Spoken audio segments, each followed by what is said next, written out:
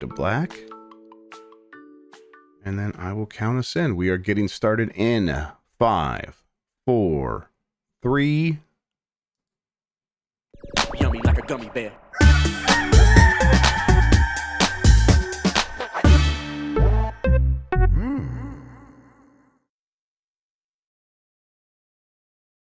It's the internet. You're busy. Let's do this for July 17th, 2024. For the next hour or so, let me help you sort through the world of gaming on Game Mess Mornings Live with me, Jeff Grubb. Today, we finally know what... I'm reading the one from yesterday because I opened it up to see what the poll was, Sean. Today, Nintendo announces a new peripheral for old Joy-Con controllers, and Xbox gave its controller a big butt. But first, please join me in welcoming today's co-host, the Game Mess Mornings. It's Sean, TurboShawn McDowell. Sean, how's it going? It's going. Look, it's going as well as it possibly can. All right, everyone's going. We're holding this together as best we can. Yeah, this week I had to be me. I had to be Jan. I'm preparing for a trip. I'm a busy person. Yep. I'm heading out in like 4 hours right now to do a whole string of traveling methods that I'm putting together to get out to Vegas. Yeah. Well, what is it? What does that look like? Is me. it like bus to the airport? What? It's bus to another city to the airport. Right. Jesus Christ. Okay. Because hey, look, saving like $300 on a flight, you do what you have to do. Oh, Jeff. Yeah, sure. It's $300 is a huge amount. yeah, duh. Huge difference. Yeah. All right. Yeah, I would take a bus for sure. I always tell the story, but I did take a Greyhound back from PAX West in Seattle to Columbus, Ohio, back when I lived in Columbus still, and there you go. That was enough Greyhound maybe for a lifetime, and yet it wasn't so bad. It wasn't so bad in the end. Jeff, I grew up dirt poor. Greyhounds are all I know. Greyhounds, I live on the Greyhounds aren't that bad. Right. You know what fine. though? I got every time we talk about this, Europeans gotta be like, "What are they talking about?" Because buses in Europe, we were traveling there. Steph like planned our travel, and she's like, "No, the buses are great, and they all feel like you're being on, like you're on an airplane. Basically, it's really because they take care of them and everything. They take care of them, and it's real nice, and they have a lot of great bus like manufacturers there, Mercedes and stuff like that. Okay, well, so, Jeff, I'm doing good. I wanted to ask you. Because it looks like we might, we got the Circana report, but otherwise seems like maybe a slow news day. For sure.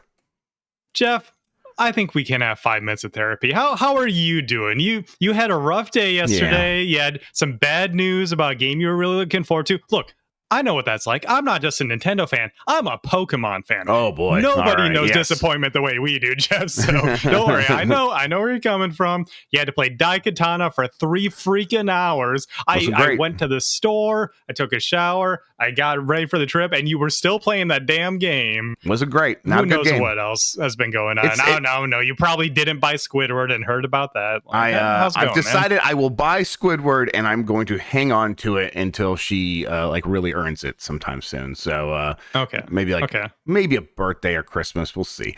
Okay, yeah, I am. I'm doing okay. I'm hanging in there. Daikatana was rough for me, and I think me alone. Everyone else seemed to enjoy it.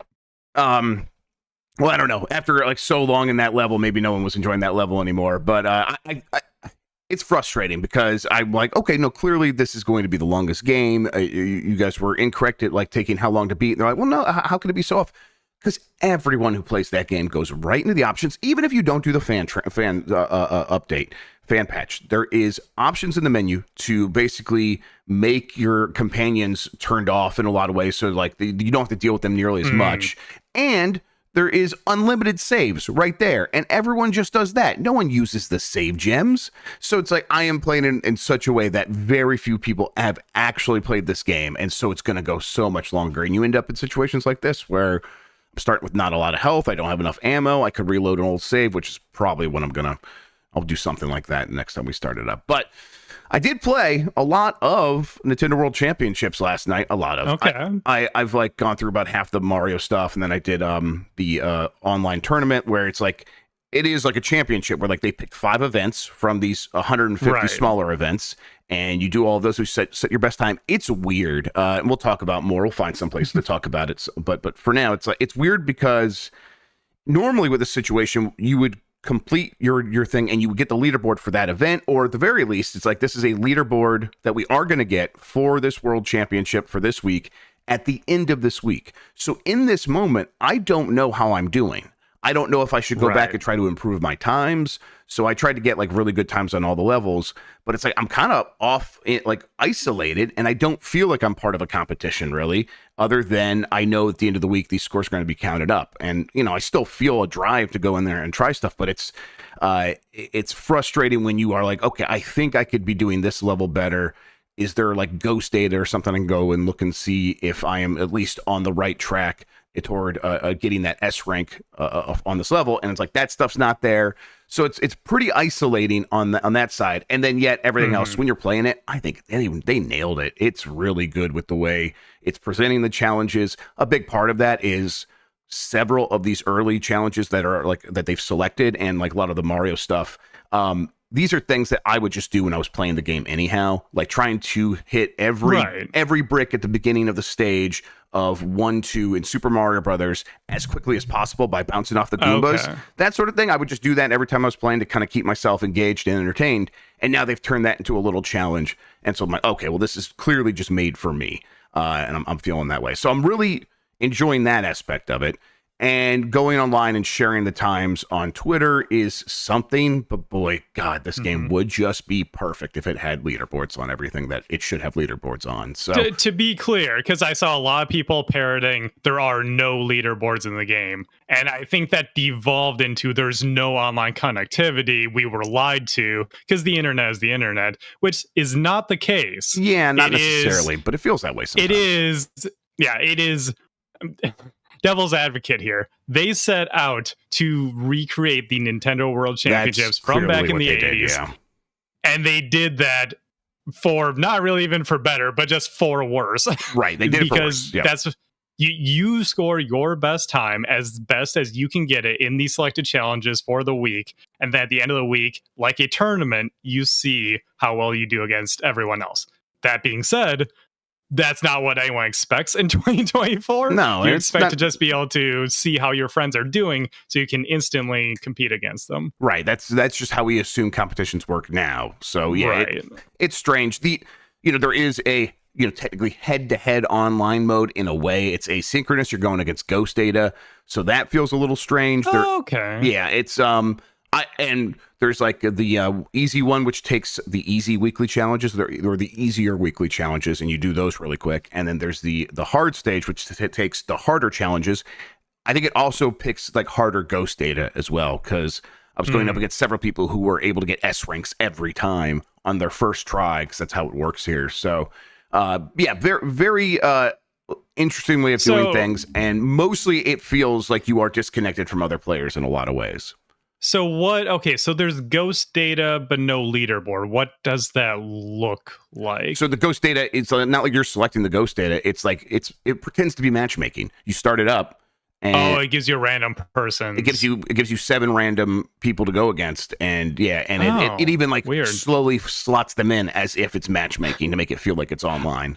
It's weird. Again, that's very much them recreating a tournament setting, which is what they intended, not what people expect. I was thinking about this yesterday because I was like, is the lack of what people expect really going to ruin the game? Because this is something that I brought up when we were talking, not to open an old wound or fresh wound, when we were talking about Concord last week, the difference between player expectation and developer intent, where they made a hero shooter. We expected a certain something, at least us on the site. We expected Overwatch, basically. Wasn't that? Okay, so developer intent, is that still good? And we weren't really feeling it. So I was thinking about this, where what the player expected was to have this instant updating leaderboard with your friends' scores and everything. But we're not getting that. So is the game still good, is my question. Is like, okay, clearly a subpar product. Clearly they should have done more. What's going on here? Is it still fun to play? Yeah, I think everything else is pretty spot on. The presentation is fantastic. I really like the way it looks. People were calling out some of the colors when I posted a couple of videos on Twitter, and I think just a really good style. There is this effect that I couldn't tell if it was the Colorado Night or if it was just actually happening in the game, but like there's a cheering effect where when you start the level, they go, yay! And then they like kind of murmur in the background. And what it felt like is as I was doing button inputs to like hit A, and as my character was like jumping up, it felt like the audience was just having slight little responses to what I was doing in the background, which kind of kept like made me feel like, oh man, there's not really an audience watching, but it feels like there's something. People are getting excited as I'm playing. And then more tournament stuff, sure. Exactly, it definitely feels like you're in a tournament in front of an audience. All that stuff really good. I think the challenges they've selected are pretty good. On this side of things, taking out the online stuff, putting that aside, my concern here, and it's just a concern at this point, it's not actually a problem in this moment, is that we're going to get to a point where you get through these 150 challenges, you S rank all of them, which is what I think that's going to be my goal for this. And then it's going to be like, okay, now they are filtering in these challenges over and over again. This game would be better if there was sort of a larger library that they are maybe like filtering in here, and like they are swapping them in and out. And it's like, okay, now this is the set of challenges, and this is the current 150 from, even like 1,000. That would be better. So I in the moment though, I'm just having a blast setting these times. There are ones that are like I can on my third time I'm setting an S rank, and there's others where it takes me 50, 60 tries. I mean, it's like sometimes they're like 3 seconds, sometimes they're 30 seconds, and either way, sure, it's really good. Okay. I think this is just another example of Nintendo kind of being Nintendo. They got the secret sauce, and the presentation is there, but they're hilariously lacking in some regard. Usually it's online. Yep. That's what's going on here. At the very least, I'm slightly optimistic. I saw some people saying that, Nintendo doesn't update their games ever. In the Switch era, they actually do put out like 3 quality of life updates, and people kind of just don't talk about them. Yeah, they do 2 kinds of updates. They do the updates that actually do respond to criticism here and there, not like all the time, but enough that I have some hope. And then they have the other one where it is like the Mario sports games that we talked about, where they have this stuff ready and waiting, and it's just going to get released as an update a few weeks after it comes out, or a few months, to kind of make it feel like a little bit of an ongoing game, which I think there's a potential that is going to happen here. I almost get the sense that that's going to happen. Because clearly they're gathering your data for the leaderboard. So there's the potential that they could just update it so that there is a live updating leaderboard, which is what people want. There is no way that there was never a version of this game with leaderboards. They definitely had that in there at some point, and they made some decision at some point for whatever reason, and we could speculate on that. I'm sure it's a variety of things. Like we said, maybe their intent, and maybe they just want to minimize toxicity or something like that. There's all kinds of possibilities. They always have that kind of reasoning. Yes, they do.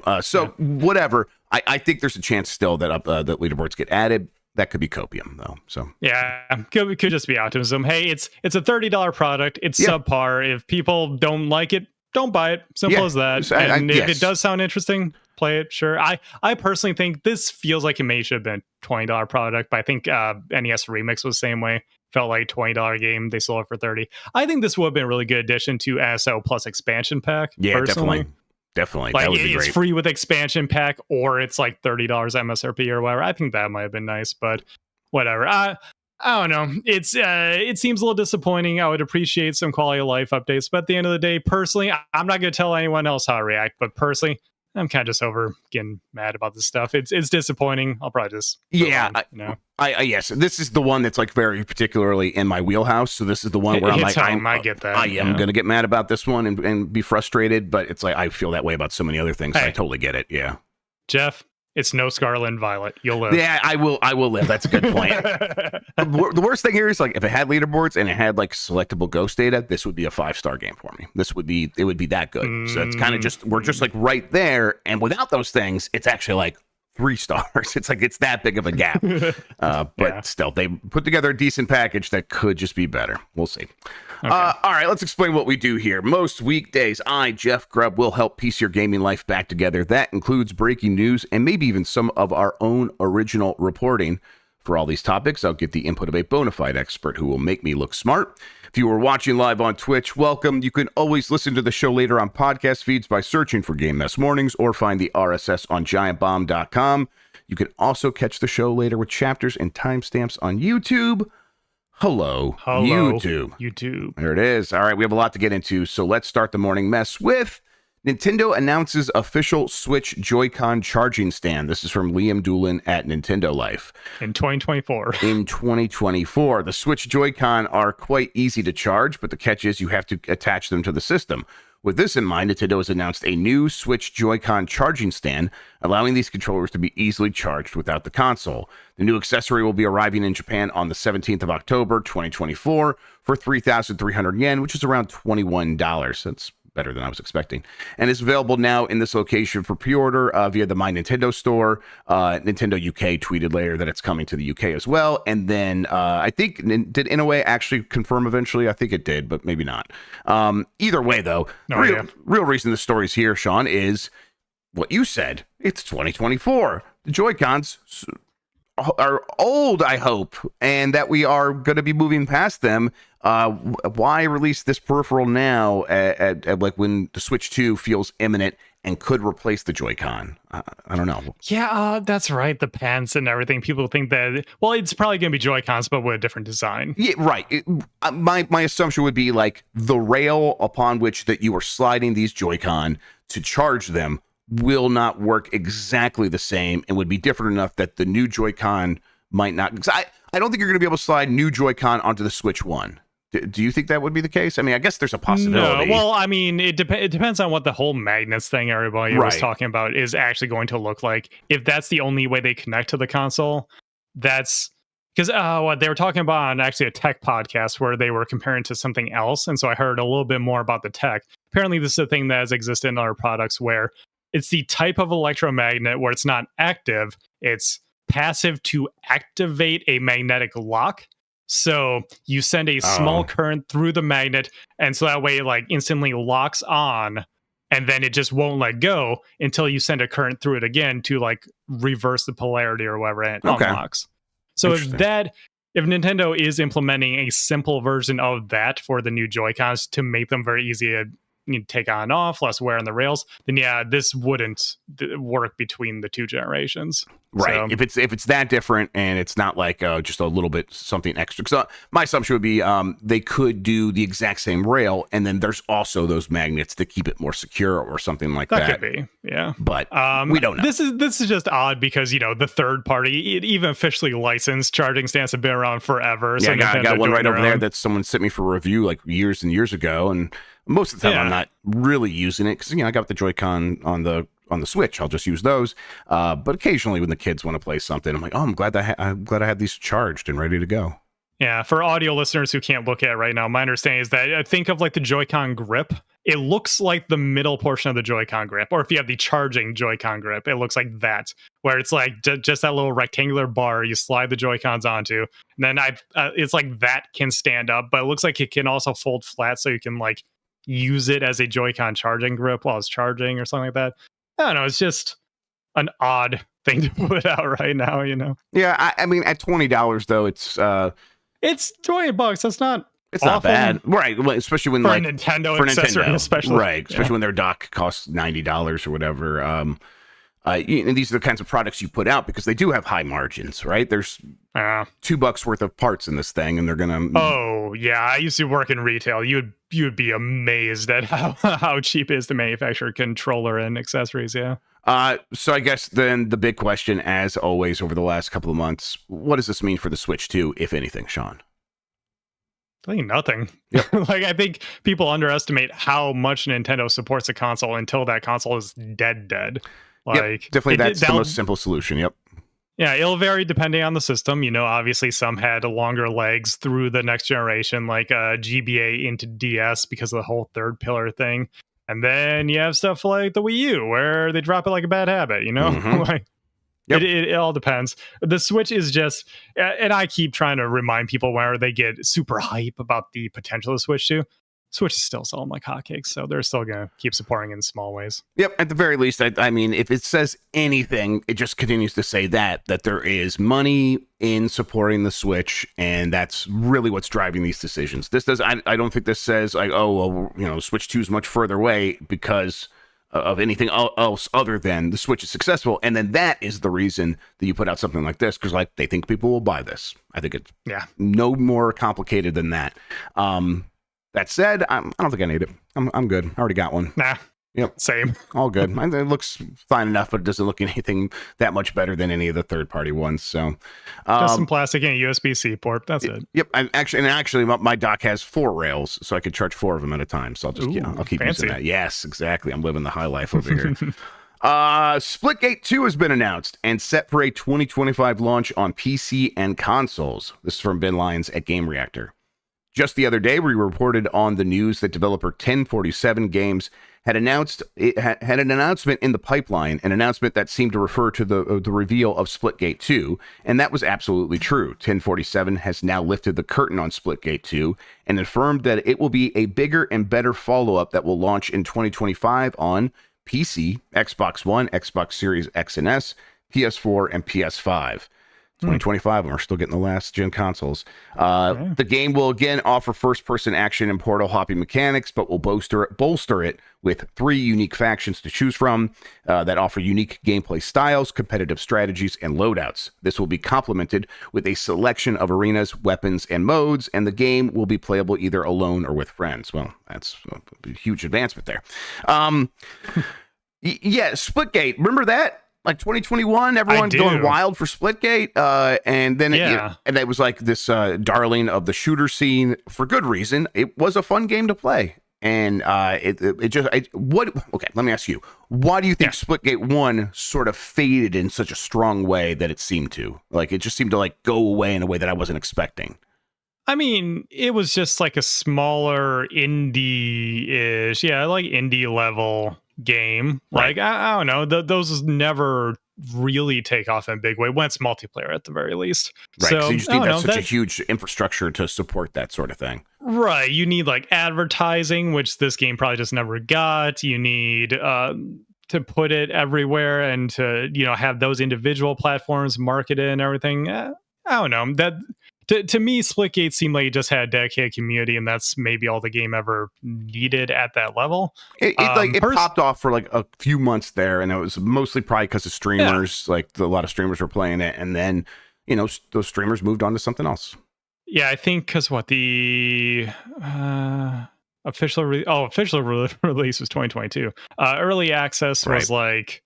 Yeah, on consoles 2021. Yeah, I saw a lot of people pick it up because they were like, Halo Infinite is the worst game ever. And so let's go play Splitgate. And sure, whatever, dude. But I think that's why it popped off. For me, I'm more interested in why the 2.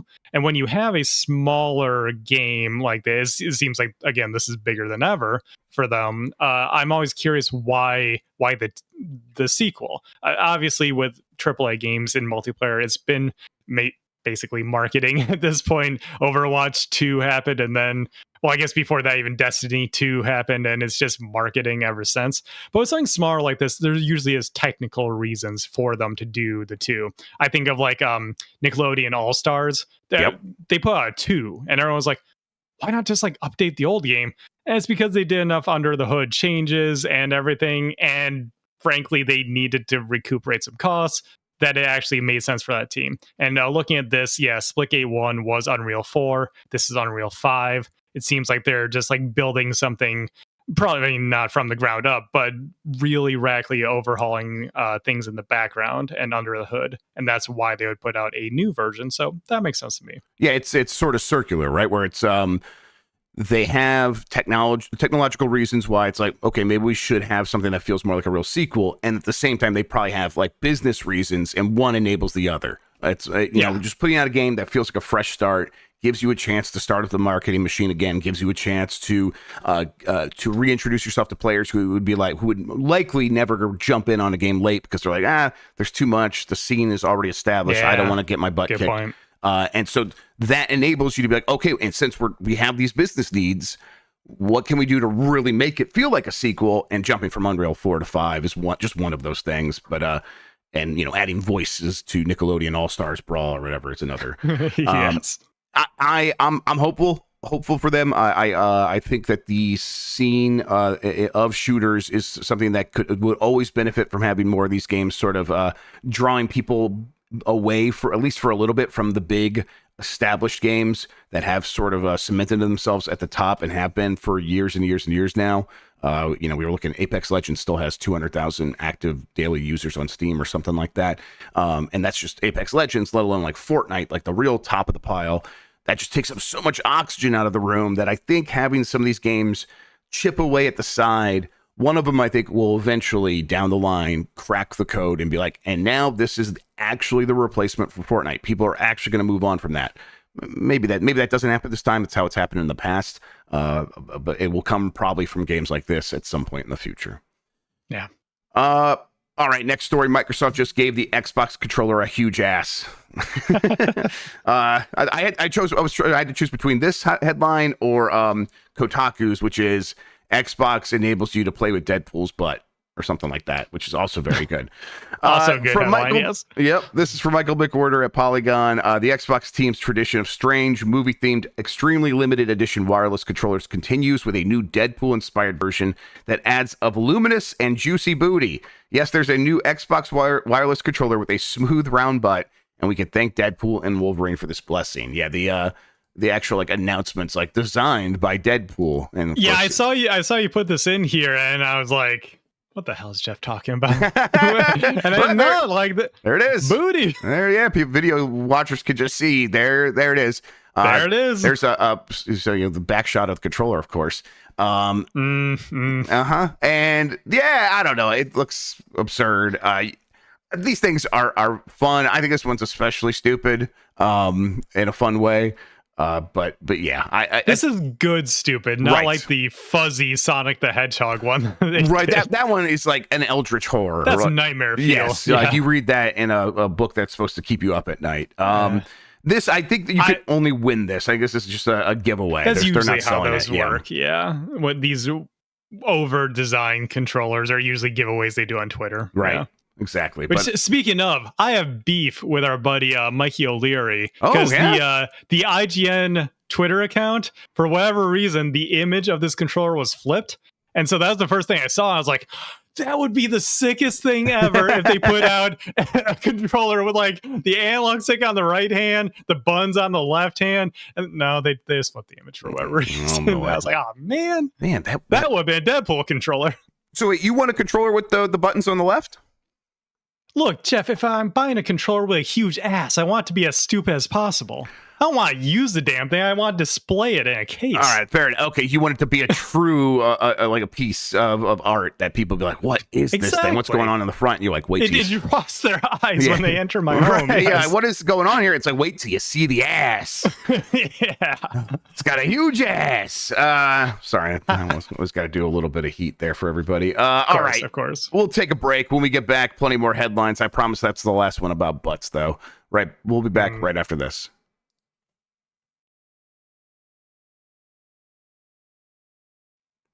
And as promised, we have returned. We have... As promised. We have a lot more headlines here for you. Let's start here. 82% of American players made an in-game purchase last year, a survey suggests. This is from Andy Robinson of VGC. 82% of American video game players made an in-game purchase last year. That's according to ComScore's 2024 State of Gaming report published by GI.biz, which was made in partnership with the in-game advertising platform Anzu. According to the report, 62% of adults over the age of 18 played a video game, with millennials comprising 49%, followed by Gen Z at 13%. Of the people surveyed, 77% play on more than one platform, and over a third regularly use a combination of console, PC, and mobile. It's claimed that video game enthusiasts in the U.S. spent 45 billion hours on gaming sites and apps last year, with esports becoming increasingly popular. 86% of Gen Z and 80% of millennials surveyed said that they watched esports. What? While 53% of Gen Z and 61% of millennials said that they engaged with esports content. Our 2024 State of Game report highlights the cultural significance of gaming and the vital role, blah, blah, blah. They also went on to say 82% of American players made a purchase in-game last year. So if you play a game and you're American, there's a 4 out of 5 chance that you spent money on an in-game item. And I think that sounds mostly right to me at this point. But I may be a bit high. I'm a little bit skeptical of a full 82%. Now, we live in a different time. I'm sorry, I gotta pause this spinning Deadpool ass that I still have playing for me over here. We're in a different time than when it was like all about whales. Remember, like 10 years ago, it was like you would always hear it's like, they don't care if you don't spend money because they're going to get the whale to spend money and then they're going to pay for everyone else. And that's definitely still happening and definitely still important. But it's changed a lot to the point where it's like, actually, the lifetime average value from any player is about $20. And there are still some that don't pay, so they offset the average. And there are still whales that spend a ton. But you can expect like someone that comes into this game to eventually spend about $20. So that lines up with that sort of thinking, which has been the case for the last few years. Sean, what do you think? First of all, are you someone who has bought something in game in the last year?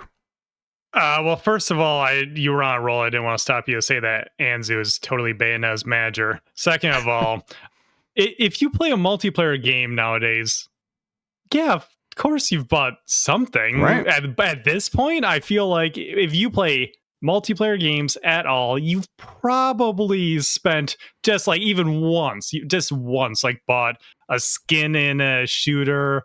You put like $1 into Pokemon Go. You bought a battle pass in some game. Like there's so many.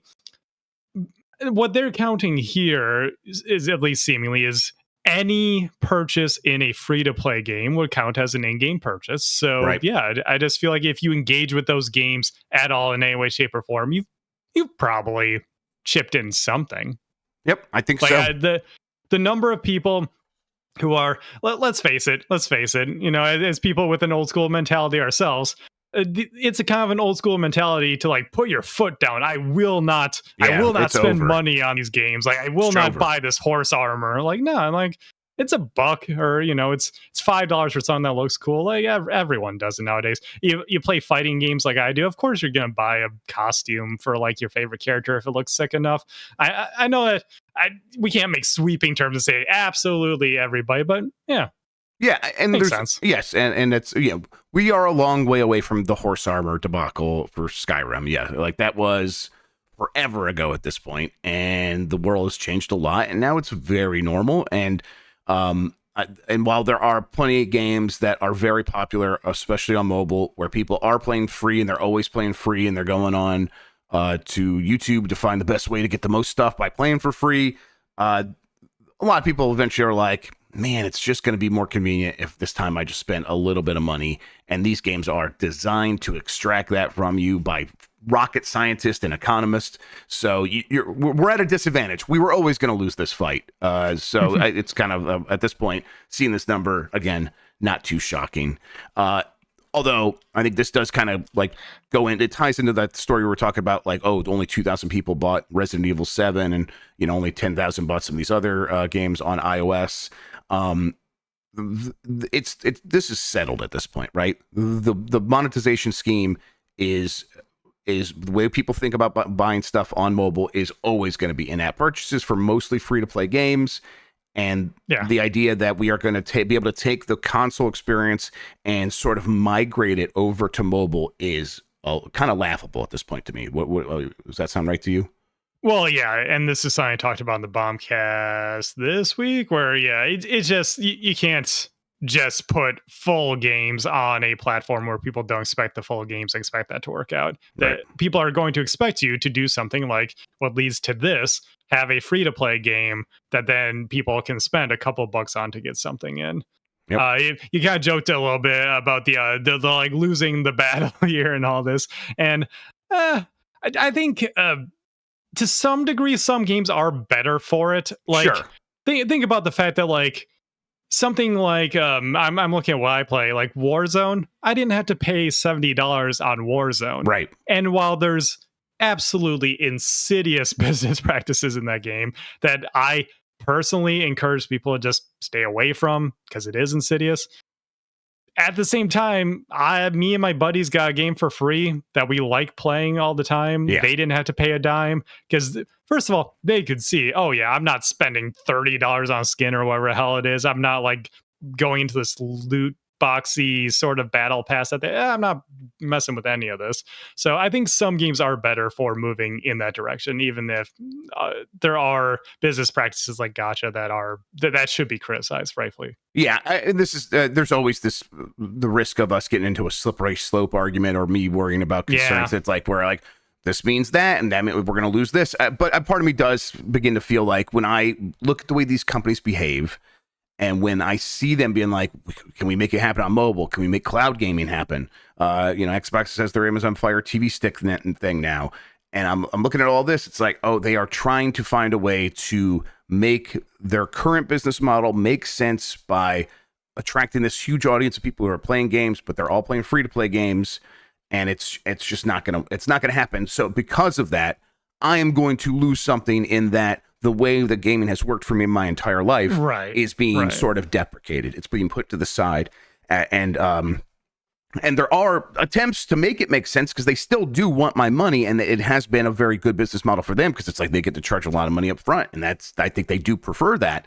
But it just feels like, oh, it's not going to go away completely, but most of the energy, which has been happening for some time now, it feels like, is going to go into free to play and service games and things like that. It's Nintendo will still be there. PlayStation's still going to make stuff. PC gaming is a safe harbor in a lot of ways.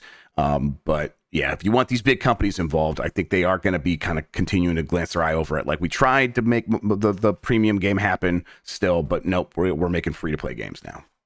Yeah. All right. Circana shares the top 10 best-selling Star Wars games from January 1995 through May 2024. This is from Matt Piscatello, who works at Circana, put this on Twitter. Basically, I think he was just thinking about Star Wars because those Outlaw previews have been coming out and stuff like that. And he updated the list. He's done this before, but the updated list is as follows. Number 1 is Star Wars Battlefront 2015. Number 2 is Star Wars Jedi Fallen Order. Then it goes Battlefront 2 2017, Lego Star Wars The Skywalker Saga, Lego Star Wars The Complete Saga, Star Wars The Force Unleashed, Battlefront 2 2005 at number 7, Star Wars Jedi Survivor at number 8, Lego Star Wars 2 The Original Trilogy at number 9, and Lego Star Wars The Original at number 10.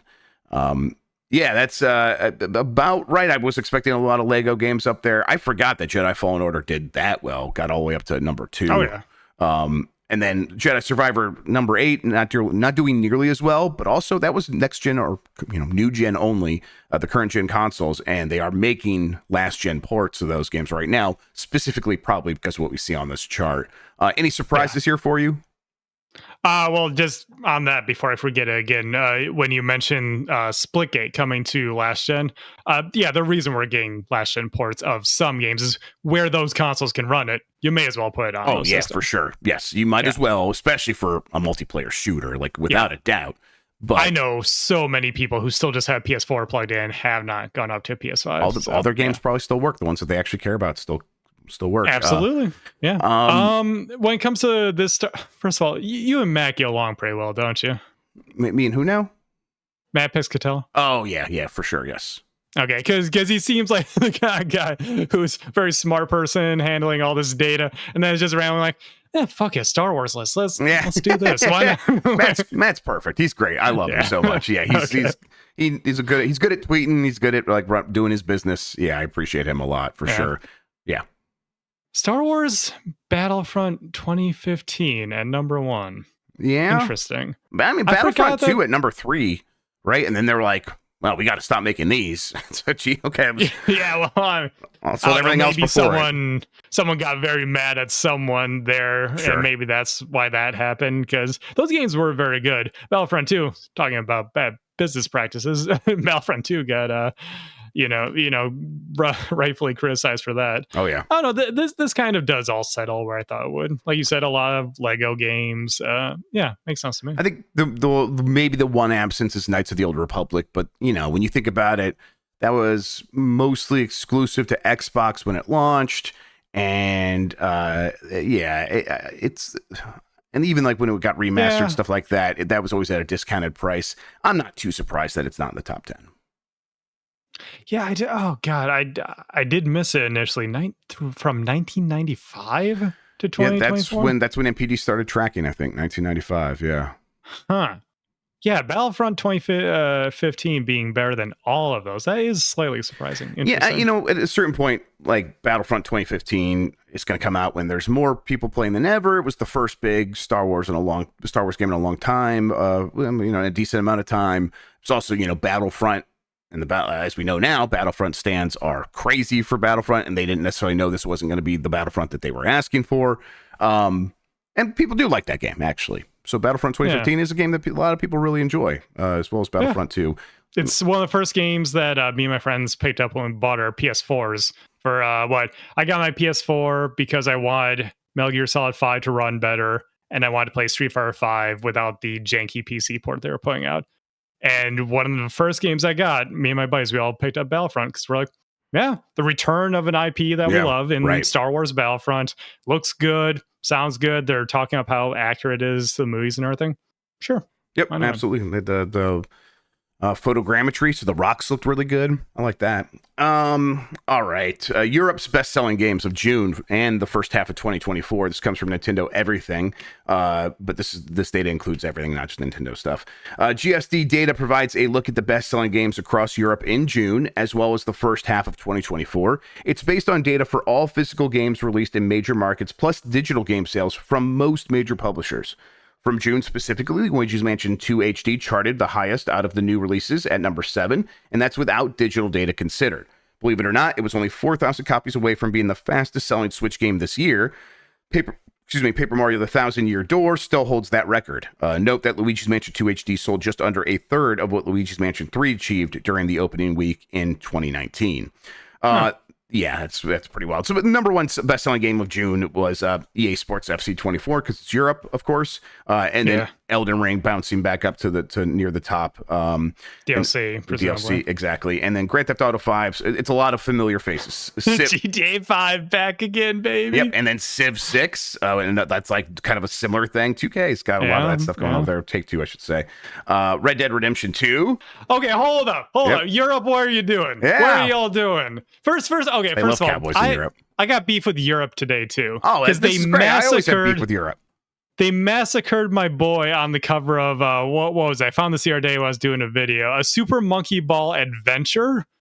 Jeff, you guys see this thing. Like, I'll send it over after the show. Okay. I'll put it on Twitter or something. But like, what are you all doing over there? Europe? Red Dead Redemption 2 in the top 5. Yep, and then Hogwarts Legacy, Luigi's Mansion 2 HD at number 7. F1 24 at number 8, Grand Theft Auto Online. What the fuck does that mean? What? Are they selling a Grand Theft Auto Online separately? Did they start doing that? No. Is there like how are they like tracking shark cards and like these are just the money from shark cards? The number 9 best-selling game of June. Lexi's saying you can buy a box version of GTA Online. I'm not too shocked to hear that, and I'm also not shocked that we don't remember that happening. It also might not be here. Like, it might be a thing that's like in Europe or something, and that could be like regulation. I do see John Lemon every once in a while will post when he's in like this German electronics store, like the wild boxed like PC copies that they have there sometimes. Yep. Yeah, so maybe that would make sense. Okay. And then number 10 for June was NBA 2K24. But for the first half of the year, EA Sports FC, number 1 because it's Europe. And then number 2 is Helldivers 2. And number 3 is Grand Theft Auto 5. Then Hogwarts Legacy, Red Dead Redemption 2, Call of Duty, Modern Warfare 3, Fallout 4 at number 7, actually. That's pretty wild. It Takes Two at number 8. What? Really? Tom Clancy's Rainbow Six Siege at number 9, and The Last of Us Part 2 Remastered at number 10. It Takes Two has got to be the most... it shocks me how successful that game is. It was like 10 million copies or something like that. I know it was like Game of the Year at the Keeleys, but I didn't know it was going to get that kind of bump. That's pretty crazy. Europeans do love divorce. That's right, Minto. I forgot. But Fallout 4 at number 7, also very impressive. But I don't know. Again, any surprises here? Okay, so that's best-selling games previously was... Okay, so that would be revenue in the previous list, right? I think it's revenue, yes. These companies normally do it by revenue. That makes a little more sense, then. Yes. Okay. Typically. I don't know. This does speak to the year a little bit. I think, Europe's a very specific market when it comes to what they're looking for in terms of like, oh, what's going to be the best selling games. But still, it's like, yeah, when you see Grand Theft Auto 5 still there in the top 3, and something like a Final Fantasy 7 Rebirth is nowhere to be seen on this list. It's like, oh boy, okay, what are we doing here? Well, I mean, you still get a group of friends who haven't tried GTA 5 out, or they want to play it on their new platform, so they buy a new version of it. And that's like, you get like 3 or 4 copies sold right there, as opposed to, again, these traditional, especially console exclusive single player games, not gonna hit as hard, Yeah. So. And it's like, I think it's just part of the zeitgeist still, and young kids are growing up and they're like, okay, what are we going to after Roblox? It's like, should we try GTA Online? And it's right there waiting for them. They probably see their favorite content creators playing it all the time. Those role-playing servers are still very popular. So, yep, fair enough. All right, Silent Hill creator shares his thoughts about the closure of Hi-Fi Rush Studio. This is from Blair Marnell at GameSpot. There have been numerous layoffs and studio closures in 2024, but one of the most surprising was Microsoft's decision to shut down Tango Gameworks, the studio behind Hi-Fi Rush, The Evil Within, and more. Now, Silent Hill creator and Bokeh Game Studio founder Keiichiro Toyama has shared his thoughts about why Tango Gameworks didn't survive. Tango Gameworks was founded by Shinji Mikami, who made his name in the survival horror genre with Resident Evil, just as Toyama established himself with Silent Hill. Mikami stayed true to his survival horror roots with Tango's first 2 games, The Evil Within and The Evil Within 2. According to Toyama, the decisions to branch out from that genre may have harmed Tango's long-term prospects. He says, I don't feel it's my place to give them advice, but I think going back to what I said earlier about the balance of routine and preserving the style of your games is relevant, said Toyama while speaking with VGC. You look at an example like From Software. They keep making different games, but certain styles and aspects of their games stay the same. That's an obvious example of how a studio is successful. Not changing everything every time might be the key to life and surviving.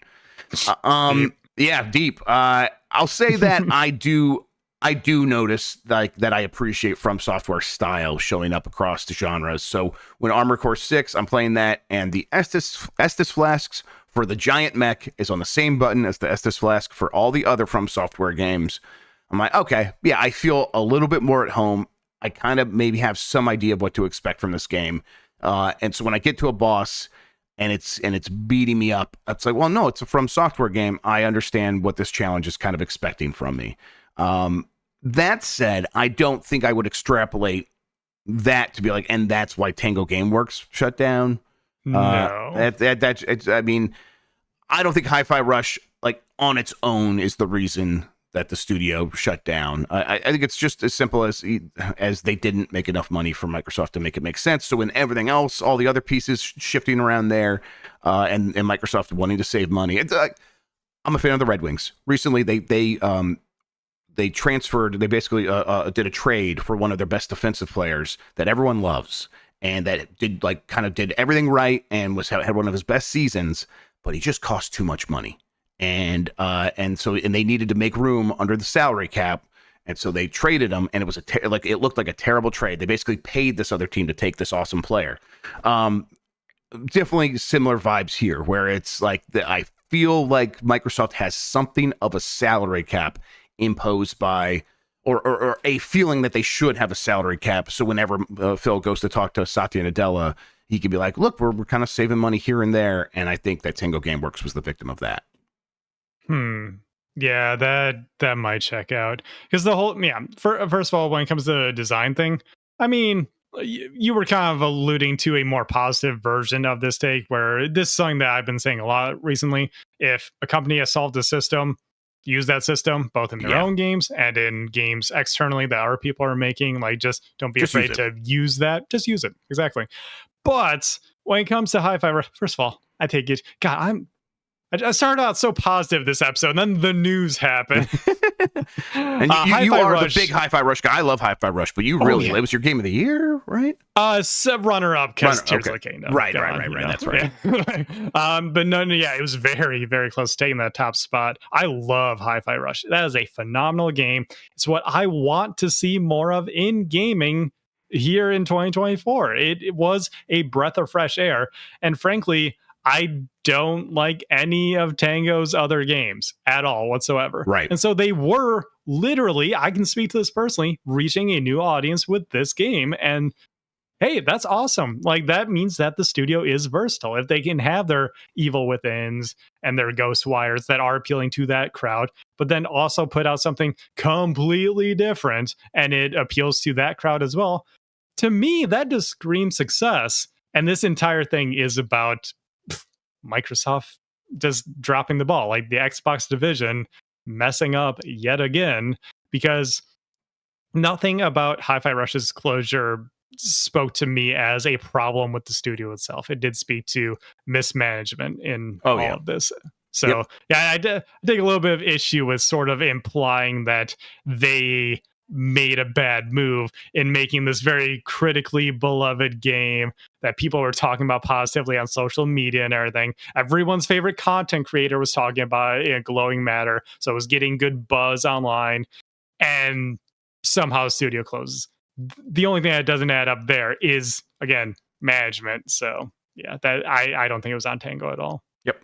I think you're right. I think it's the expectations and being able to sort of plan ahead for a studio that was in between games at this time when the Microsoft is at a low point, and the studio was definitely not. Like, explicitly, the studio was not at a low point, even though it may not have been as profitable as Microsoft wanted. That's I think you kind of can't blame anyone but Microsoft at a certain point for that. All right, last story here. Star Wars Outlaws is outdated. That's a quote from some fans. 10-minute preview causes concerns 6 weeks from release. This is from Joe Craig at DualShockers. Basically, IGN put up a 10-minute gameplay reel that people can watch. It's one of their IGN first things. And fans are reacting, well, mostly kind of lukewarm or with some concerns. And I can't tell with this one, Sean, if it's puddle news where it's like, hey, people are just anxious. They really want to like this game. So they're really nitpicking on all the stuff that is making them worried that it's not going to live up to their expectations. Or if there's some legitimate stuff here. I know some of this stuff is puddle news. Like, one of the comments against this was, it looks so empty. And I think they were referencing, there's like a bit at the beginning of the video where she's like riding a speeder through Tatooine. Yeah, I was gonna say she's on Tatooine. What do you mean it's empty? What do you mean? Seen the movie? Are you dumb or are you stupid? Like, what is happening here? Yes. Yeah. But other well, the graphics aren't quite as. I don't know. I continue to think this game looks pretty good. I think this is, frankly, the internet being stupid. I'm leaning in that direction. I'm hoping. There were some like previews a few weeks back that people were like, oh yeah, maybe it's not going to be that great, but it still seems pretty okay. I don't know. I'm hoping the thing comes together and it really nails it. But I'm not getting the vibes from this trailer that it's in some deep trouble or something like that. No, like if the gameplay comes out and the gameplay sucks, then sure, absolutely. I see Mental in the chat says it might be Tatooine fatigue. Sure, which, right. I think that might be valid, because especially trying to move away from the Skywalkers and everything, the Jedi we don't need to be back more on Tatooine with this stuff anytime soon. Maybe go somewhere we haven't seen a lot of, or I get how it happens here, because it's like, oh, like you're a scoundrel character, you need to be dealing with criminals and the Hutt cartel being well established on Tatooine, but actually just go to Nar Hutta, whatever, I can't remember how to say it, whatever, the home planet of the Hutts, and they have a moon there that has like a bunch of scoundrel stuff on it. Deal with that first, and then have like Tatooine maybe as something that like gets referenced. I don't need to be back on it, so I appreciate that. Do we know how much this is going to branch out in terms of locations? There's a handful of planets, right? And I think there's some new ones. I know there's I think they have a new enemy or a new criminal syndicate is going to get introduced in this game. I think that's remember right. that. Yeah. Okay. Because now Hutta and branches Narshada. out. Thank you, Erdy. Yeah, Erdy Cooper. Yes. Yeah. If it branches out, that'd be something.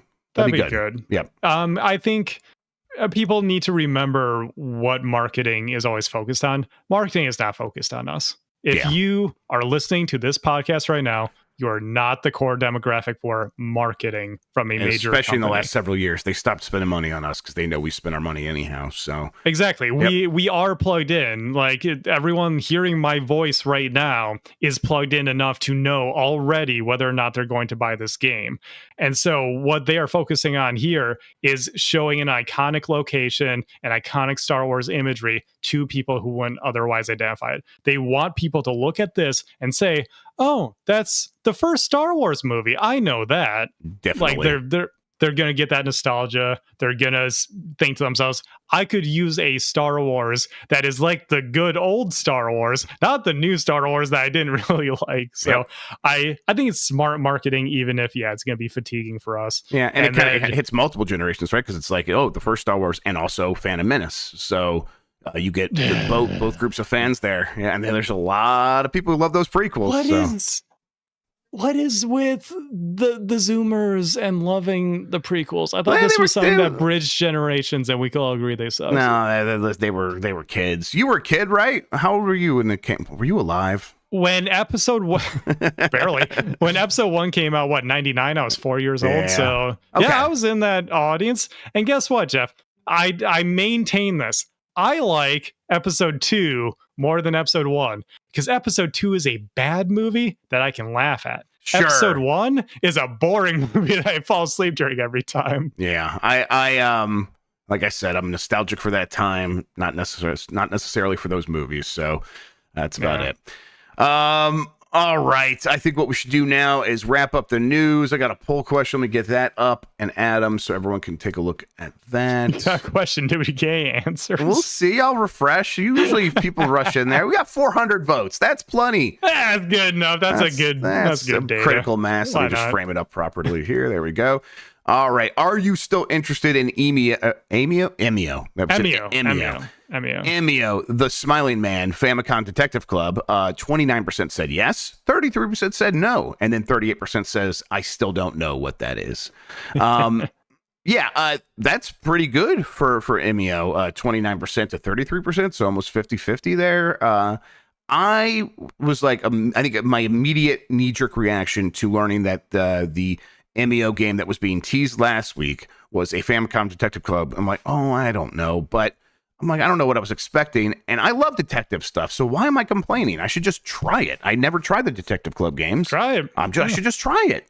So I'm going to do that here with this one, and I'm looking forward to it. How about you? Is this something that would interest you ever?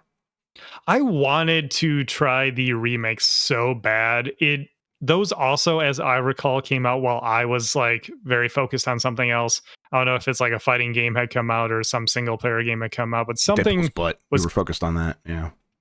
When aren't I? Who is it? Who is it? Yeah. But no, I mean, this would be a good excuse to actually like give this series a try. Now it's a new one. Everyone's going to be talking about it.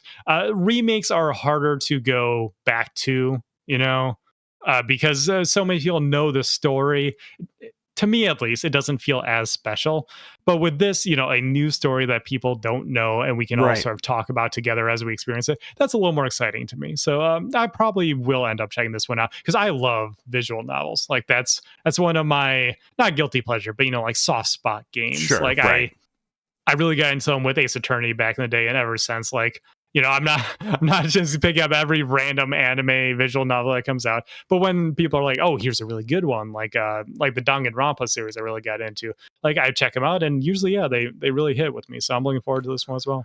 How much puzzle stuff do you think is in these games, or is it like all just is it just visual novel, whatever that means? I think it is just visual novel, maybe with dialogue choices. I don't know, like, chat, if you've played these, feel free to let us know. But as far as I know, they lean more into visual novel rather than Ace Attorney, which has plenty of puzzle solving in it. I'm gonna give it a shot. I've loved visual novel adjacent stuff in the past. The Telltale games a little bit. Sure. Yeah, Telltale is like a modern take on visual novel mixed with, adventure. The dialogue choices were like the thing for me in those games. So yeah. Yeah. All right. I have a new poll question. We'll get to that in a second. Before I do, Sean, what do you have going on? Where can people find you on the internet? All that good stuff. Of course, TurboShawn _ on twitter.com. You can find me doing stuff here on Giant Bomb. And then, of course, speaking of stuff I do for Giant Bomb, I'm going to be out at EVO this weekend, having a good time, first and foremost. I am not competing. Unfortunately, this was kind of a last minute thing, so I couldn't quite get a registration in for competing. But also, I got my ass kicked at Combo Breaker. And, I'm not sure I need that two times in a row this summer. And go there and play cash games instead. you look, Jason Finelli's going to be out there. You better believe I'm take putting his some money money. down on some Tekken or something. Yeah, let's go. I'm good. I think I'm going to make this work, Jeff. I'm going to do, if you are at Evo, first of all, say hi, not for my ego, but because I'm working on something where I would love to get a bunch of cameos from duders in there. So if you're going to be there, make sure to say hi. Also, I think I might try to do this where at any point, as long as I'm not like running to an appointment, because that's part of the reason I'm not competing as well. I'm there for work stuff as well. As long as I'm not running to an appointment, anytime, anywhere, we can throw down. So I'm going to have Street Fighter and Tekken and a few other games on my Steam Deck. I'm going to have a dock with me, and I'm just going to bust out the Steam Deck, and people can challenge me if they want Perfect. You know, you should get is one of those like really cheap portable monitors, so you could just like plug in and it just works. That'd be cool too. Yes, those are very good. So next time. All right. So you got to like a couple hours. You're getting on that bus. What time's your flight? Late, Jeff. Yeah, and it got delayed further. So thankfully, with time zones, it's not like insane. I'm gonna get in around midnight, so it's like I can still get a good night's sleep, still get up, and then like, yes, okay, perfect. Are you staying with somebody, or do you get a hotel room or whatever? No, I'm going solo this time. Because usually I go to these things with friends, but because it was a last minute thing, I just I'm going on my own this time. Okay, so your room will be ready and all that stuff. All right, very cool. Good deal. All right. New poll question. I almost read Wednesdays again. Have you made an in-game purchase in a free-to-play? You know what? Let's just make that. Have you made an in-game purchase in a game? Because it seems like that's what in a game. Yes. Have you made an in-game purchase? This would include DLC as well. That's my understanding. In the last year. Yes or no? Those are your options. We'll get that posted up on yes and no zero. No, and then no set or something. You know, that is a zero. My eyes sight's just bad. Let's see, what was I going to say? That we'll have the poll up on youtube.com/@giantbomb under the community tab. If you're ever looking for our content, it's usually there under the live tab on YouTube. Also, I don't think I've mentioned this on a show yet. I did clean up the YouTube page a little bit. Yeah, thank you. So if someone does just go to youtube.com/giantbomb or /@giantbomb, you should be, the first thing you see is it might be Metal Gear Scanlan actually with the way I set it up. But then like right below that should just be our live streams. And then right below that is most recent upload videos. So the home page should show you everything you need. But then usually all of our stuff is on our live tab since we live stream to YouTube. Excellent. That's fantastic. Speaking of Metal Gear Scanlan, go check that out. All that's up there on YouTube now. All right. Let's see. So the poll question, we'll have the results on Game Mess Mornings on Giant Bomb tomorrow. Speaking of Giant Bomb, later today we will have voicemail dump truck. Don't know if I'll do a stream between then and now. Probably not. I got some other stuff going on. But voicemail dump truck at the normal time. Expect that. I gotta make sure I got enough people to do that. I'll double check. But then tomorrow, Friday, Game Mess Mornings. Then we will play NES World Championships on this website, and then BCR to probably talk about that. Maybe some other things as well. And Kane Highwind, yes, a Squidward update. I've decided I've not bought it yet. I will buy it, and I'm going to keep it hidden away. So it's here. I'm just not going to give it to her yet. Surprise Squidward. There will be a surprise Squidward at some point. So everyone deal. She did ask for something else yesterday. I'm like, you were just asking me for Squidward. See why I don't just get things? And she's like, oh, wait. No, I do want Squidward more. So that helps. That makes it a little bit easier to actually pull the trigger on it, that she still prefers that. All right, Sean, thank you so much for spending today talking with me about video games, man. I really appreciate it. Always love doing this show, Jeff. Pleasure to be back. Travel safe. Get there. Have fun. Everyone, make sure you do say hi. Don't hesitate. If you're in there's a Giant Bomb FGC Discord or something. If you're in there, tell everyone like look out for Sean. Post this picture like a mugshot, and then hunt him down like the dog he is. Yeah. Hey, Marino. I think Marino's gonna be there. Come fight me. Yeah, I want to meet you in person. Hell yes. Yeah. I'm glad you're gonna be able to meet Marino and all those folks out there. I can't believe I'm gonna meet Jason before I meet you in person. This is hilarious. That's messed up. I should have gone to Evo. That would have been great. Until next time, everybody. In fact, have a good one. You're the best audience in gaming. Take care of yourself, and goodbye.